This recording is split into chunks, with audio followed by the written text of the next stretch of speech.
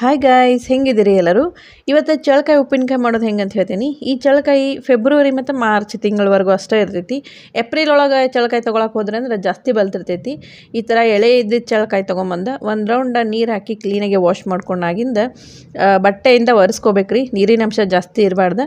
ಒರೆಸ್ಕೊಂಡಾಗಿಂದ ಈ ಥರ ತುಂಬೆಲ್ಲ ಸಪ್ರೇಟ್ ಮಾಡ್ಕೊಂಡ್ಬಿಡ್ಬೇಕು. ತುಂಬಿಟ್ಟು ಉಪ್ಪಿನಕಾಯಿ ಹಾಕಕ್ಕೆ ಹೋಗ್ಬೇಡ್ರಿ, ಯಾಕಂದ್ರೆ ಬೇಗ ಕೆಟ್ಟೋಗ್ಬಿಡ್ತೈತಿ ಈ ಉಪ್ಪಿನಕಾಯಿ.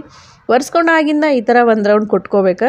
ಕುಟ್ಟಿ ಪೂರ್ತಿ ಪೇಸ್ಟ್ ಮಾಡ್ಕೊಳಕ್ಕೆ ಹೋಗ್ಬೇಡ್ರಿ. ಜಸ್ಟ್ ಒಂದು ಪೆಟ್ಟು ಹಾಕಿದ ಕೂಡಲೇ ಈ ಥರ ಇದು ಓಪನ್ ಆಗಿಬಿಡ್ತೈತಿ. ನೆಕ್ಸ್ಟ್ ಈ ಮಸಾಲೆ ಎಲ್ಲ ಹಾಕಕತ್ತೇನೆ ನಾನು.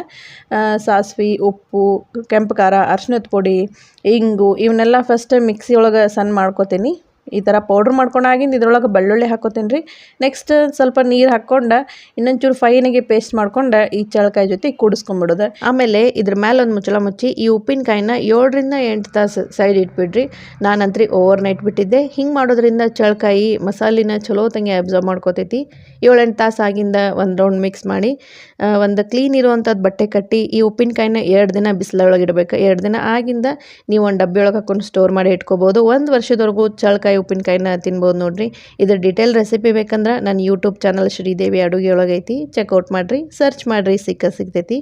Thank you so much. Bye.